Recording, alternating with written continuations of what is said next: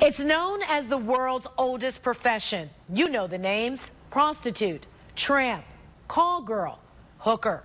But most of those people are really victims of human trafficking. News 5's Dominique Rick spoke exclusively to some of them about that underground world.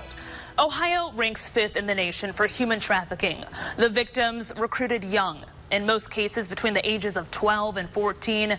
And experts tell me if a kid goes missing, there is a 75% chance they will come face to face with a human trafficker within 48 hours.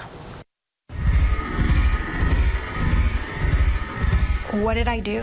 What did I do to deserve to be in this situation?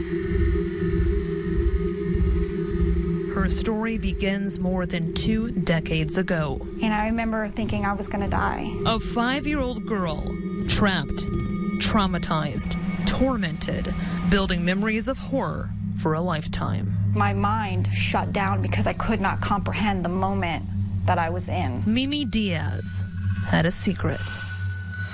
A chilling secret. Inside, I wanted to tell someone, but I knew that I couldn't. That stayed in the dark. And every weekend would be the same thing. I mean, like clockwork.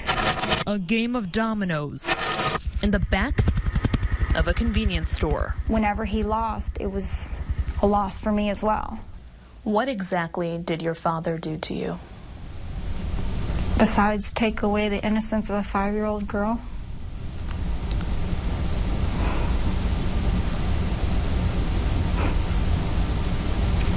I never really open up about it, and I try to pretend it doesn't affect me. But it did, and still does. It started with her father, and then her brothers.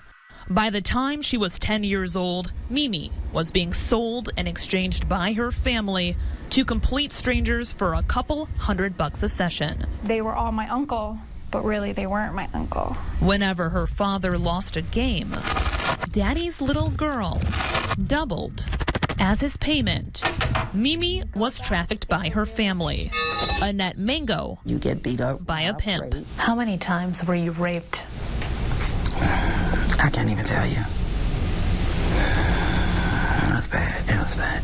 Annette spent a lot of her time on the streets being sold. I did it for years. Years, the same pattern. At any point in those 15 years, did you ever say enough? Every day. Every day. It's not a day. It's not a day. But like all victims, Mimi and Annette were trapped. An industry raking in millions and millions of dollars each year. City to city, hotel to hotel. Human trafficking. It's happening every day. Meet Deputy John Morgan. He tracks down pimps and locks them up. He knows their world inside and out and says things are getting worse. People don't see what these people see. The underground world of human trafficking runs like a bizarre corporation. On top, the CEO. This is the pimp. Right underneath what we would call the CFO. This is a woman, known on the streets as the bottom bitch.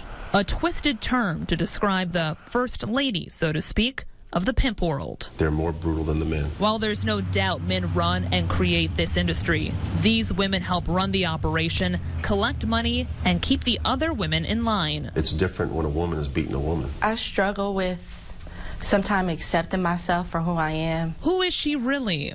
She calls herself Tamar, but the role she played? Did you ever traffic women? No. Did you ever help to run the operation? She was running these girls. In a world where you can be a victim and a criminal all in one, that's where Tamar found herself. Posting ads, recruiting customers, escorting women, wiring money, and administering discipline.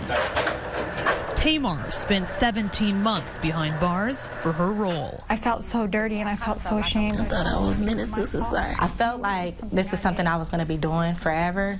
Victims scarred from the inside out. It injures them and traumatizes them in such a basic way that they don't see themselves as a victim. They see themselves as harmed in a way that no one's going to love them. Trauma so deep it works as a barrier to getting out. We fight really, really hard to get them out of it and to make sure that they stay out of it. The traffickers continue to walk free.